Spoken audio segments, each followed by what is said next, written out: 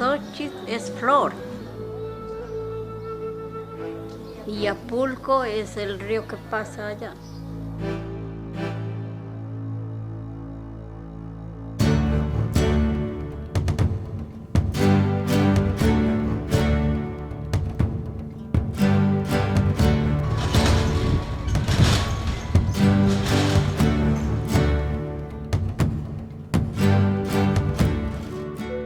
Hablamos acerca del heroísmo de aquellos hombres, hablamos de la patria, de la libertad, de los derechos, en fin, de todo lo que gozamos hoy. Para 6 días, caminando de fiesta. Y ellos lo vivieron, sus padres lo vivieron, las batallas lo vivieron sus padres, y sus padres les comentaron a sus hijos. Y nosotros ya como sus nietos de mi abuelito, pues nos dejaron ese comentario.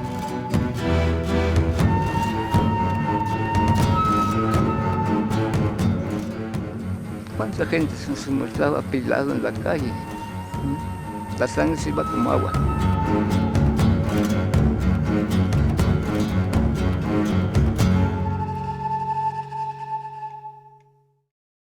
Mire, les decía que Xochapulco tuvo 3 épocas. Antes de la batalla del 5 de mayo, la participación de él en la batalla del 5 de mayo, y después de la batalla del 5 de mayo, que se comprende que fue la época más difícil para el país.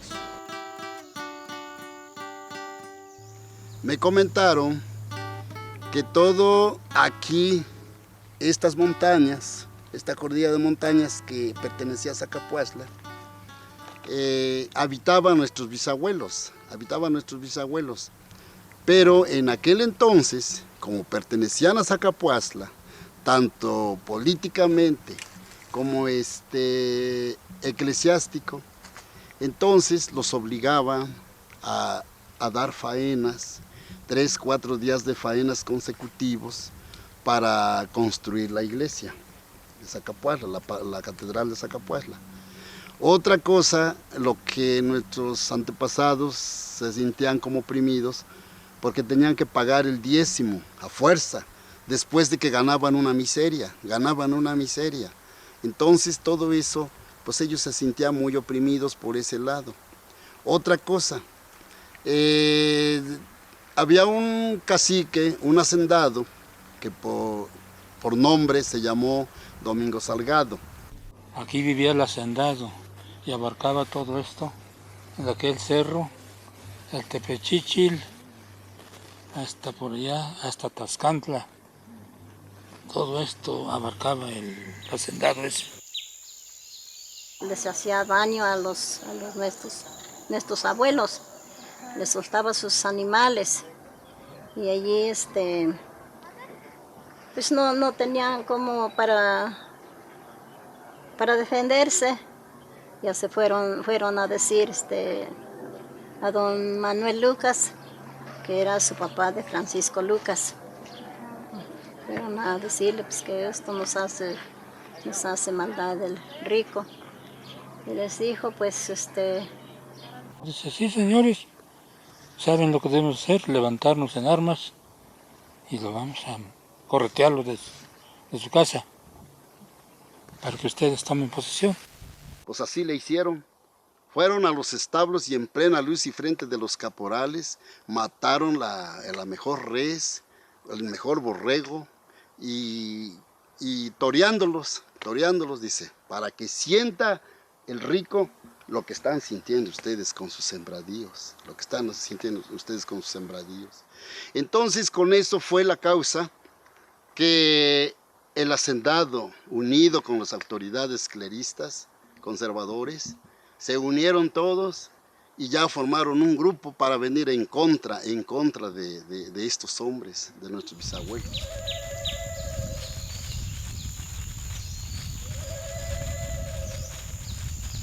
ya utilizaron este cerro de Tepechichil, Cuatecomaco y Las Minillas y otros cerros más abajo para poder aquí defenderse del enemigo y observar la llegada de los enemigos, ¿sí?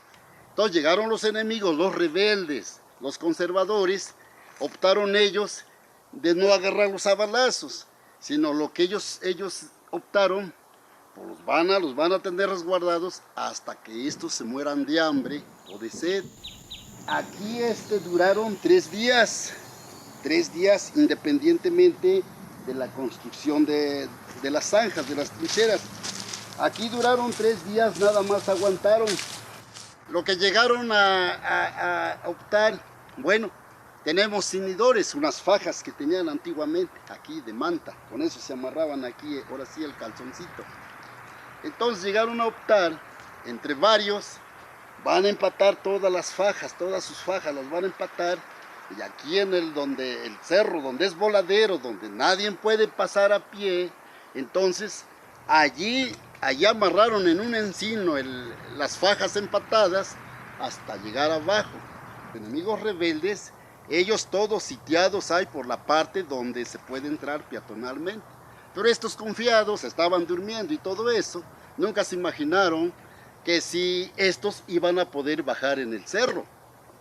Entonces estos ya bajaron del cerro y dijeron, ahora los vamos a agarrar dormiditos. Unos por este lado y otros por este lado, y los encorralaron y los agarraron a machetazos y a garrotazos. Con eso ganaron la batalla el 30 de noviembre de 1855 en la madrugada.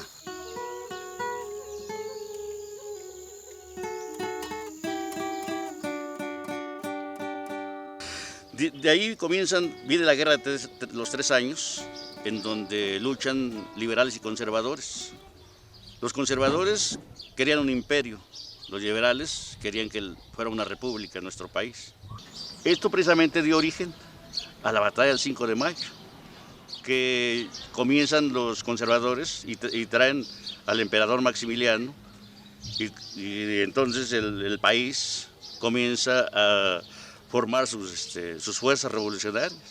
Y es allí donde comienza a participar don Juan Francisco Lucas. Entonces en 1862 vuelvo a repetir la batalla de Puebla. Entonces ya se fueron a enfrentar los partidos. Ya llegaron, ya como ya, pero llegaron, ¿sí?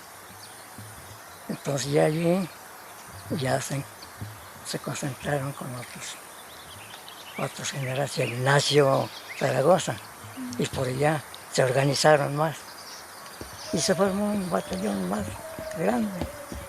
Se consideran más de 30,000 soldados fuera. Y que los gachupines franceses todos venían y estaban para acabar los indígenas de acá, de Puebla, de toda la región. Bueno, y así fue.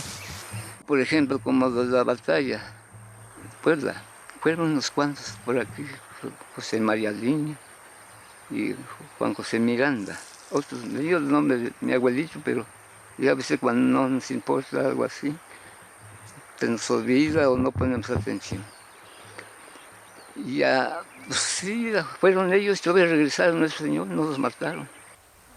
Mandaron a reunir las tropas serranas de Xochapulco y los conducieron a Puebla, encabezados por el general Juan Francisco Lucas, Antonio Atáhuit, Francisco Dinorí, Martín Valerio y otros más, los jefes.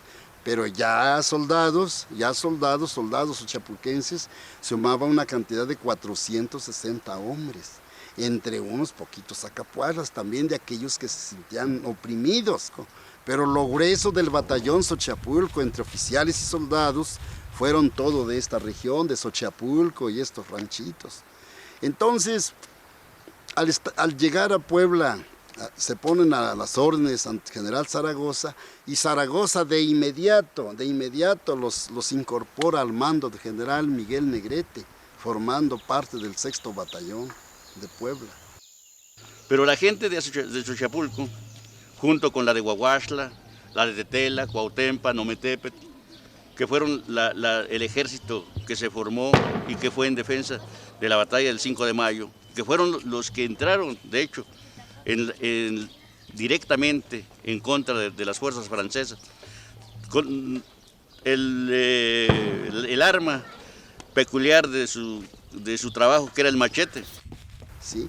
Entonces, como nuestros soldados no iban armados más que con machetes, pues los franceses no los atacaron los nuestros. Lo primero se dirigieron a las fuerzas armadas, como es de Berriozábal, que ellos fueron los que recibieron el primer descargue de artillería en los fuertes de Loreto.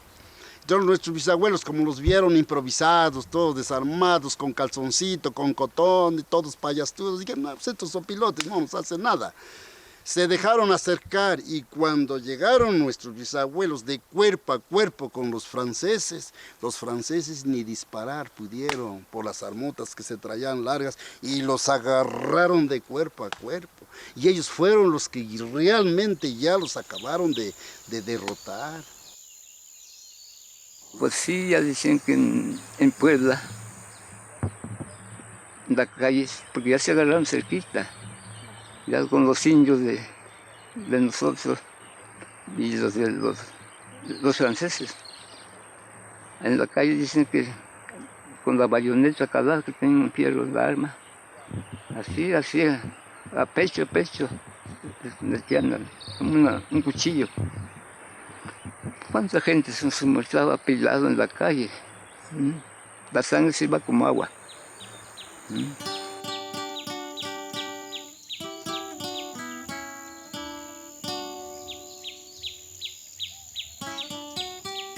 Que los franceses, no por la derrota que tuvieron, quedaron conformes. Ellos fueron a Francia y se fueron a reforzar con Austria, austro-belga, y retornaron nuevamente aquí al país. Entonces los franceses se distribuyeron en varias partes de la República. Pero los traidores Zacapuazla, los traidores, que siempre ha habido traidores de los buenos mexicanos, les avisaron que aquí en Xochapulco había un grupo de guerrilleros fuertes. Entonces el 4 de agosto de 1865 vinieron a hacer quema de casas, y a la vez pues vinieron querían acabar con toda la indiada. Por ello, el general ordena en un principio que Xochapulco fuera desalojado, que se protegieran principalmente a los niños, a las mujeres y a los ancianos. Pero antes de que Francia y Austria viniera a quemarles sus casas, el general Lucas les dijo, mire, antes de que les quemen las casas, quémenlas ustedes para que lleguen, y si acaban con nosotros, pues que no encuentren nada, ni maíz, ni nada, ni casa, ni dónde hospedarse. Y don Juan Francisco Lucas es el primero que coge una antorcha y se va, y él prende primero su casa, le invita a todos los demás y comienzan todos a prender sus casas.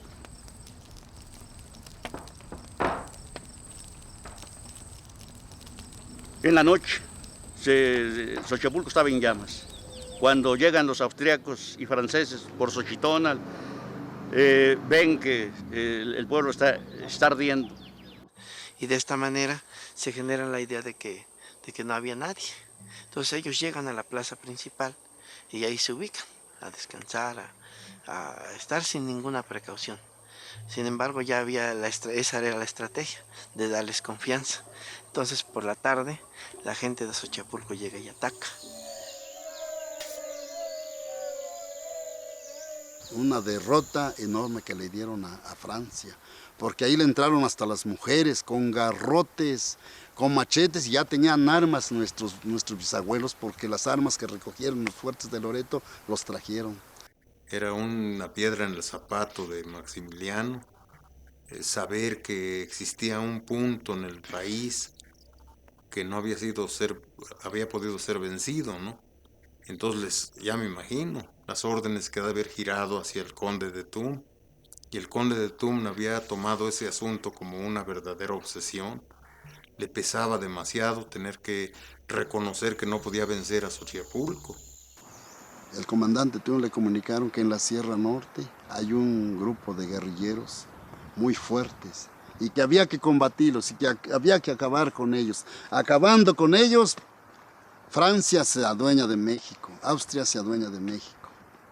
Entonces, de inmediato le comunican al general Lucas. No faltó quien le vino a avisar, vienen por ustedes, mi general. Bueno, dice, pues ahorita vamos a ver qué hacemos. De inmediato mandó a traer Martín Valerio de Cuchimaloya, Nicolás Mariano Hueyoteno, que fue mi bisabuelo, Francisco Dinorín de Xochipulco, Luis Antonio Atahuit de Xochipulco. Francisco Dinorín fue comandante de batallón. Luis Antonio Atahuit fue teniente coronel y otros jefes más. De inmediatamente reunieron su gente y les dijo el general Lucas, los espero en el cerro de Tzontecomapan. Se dice que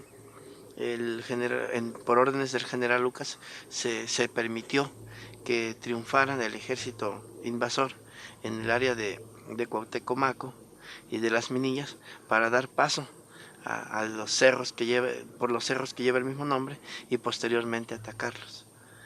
Entonces Martín Valerio estaba junto con el general Lucas y le dice, en náhuatl, ahorita se lo voy a descifrar en español, en náhuatl le dice, Tatajuantziguané diablos cochuetzik. Se refirió, que quiso decirle que el corneta Diornes se durmió, porque ya van saliendo aquellos allá a la salida, al poniente, ya van por salir y el corneta Diornes no da la señal de ataque. Pero cuando eso digo, ne diablo tagat cochuetzik, esas horas el corneta Diornes da el toque de ataque.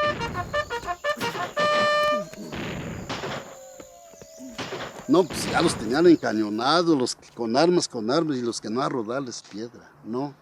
Allí fue una derrota terrible, podemos decirle así. Y entonces que posteriormente se le diera a Xochipulco el título de la invicta Villa de la Libertad.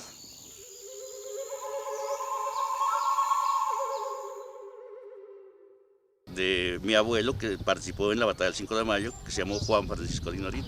Pues, mi abuelo fue a pelear, fue capitán. Se nombró teniente coronel y a mi bisabuelo. Entonces Ramón Zaragoza fue teniente coronel. Sí, mi papá grande, Antonio Carmen Carvajal. Poco más o menos, no estoy bien cerciorado, pero fue sargento primero.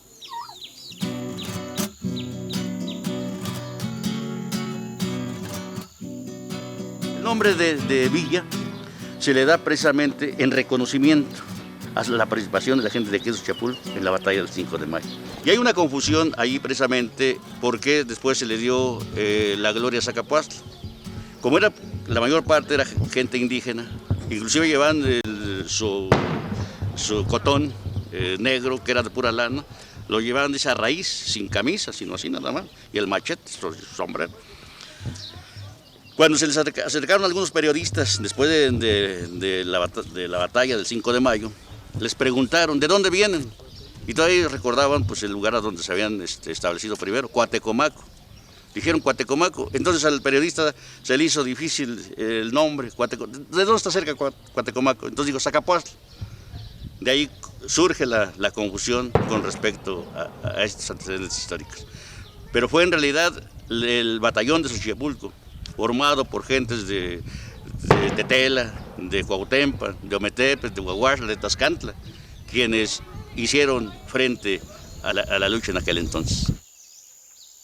En Puebla está allí registrado que son los señores de Xochipulco. Voy a hablar de Zacapuastla, no Zacapuastla. Dice, ahora sí se llevaron el mandado. Se llevaron, como dicen, se comieron el mandado, vulgarmente. Y pues pasaba en televisión, en cine, puro batallón Zacapuastla. Batallón Zacapuastla de Xochipulco. Que nuestros hombres, debido a la falta de medios, o incluso el mismo sistema de gobierno de aquel tiempo dio pie a que el reconocimiento se diera a Zacapuastla y no a Xochipulco. Por eso desde el año 90 se propuso al gobierno del estado que se incluya en los contenidos curriculares de educación primaria y de otros niveles, porque no es únicamente en primaria donde se debe conocer la historia de México, la historia de Puebla, sino que en diferentes niveles se plasme la realidad de lo que es Xochipulco, el porqué del movimiento del general Lucas, el porqué de hombres destacados de Xochipulco, como José Antonio Atawit, como el teniente coronel Manuel Rivera y otros muchos hombres más que ofrendaron su vida, pero sobre todo defendieron mucho los principios, sus ideales. Que esos hombres de Xochipulco merecen el respeto y el cariño de los mexicanos en general, porque lucharon siempre por la patria, defendiéndola. El gobierno del estado debería darle el nombramiento a Xochipulco de un pueblo heroico, porque en realidad sí fue un pueblo heroico.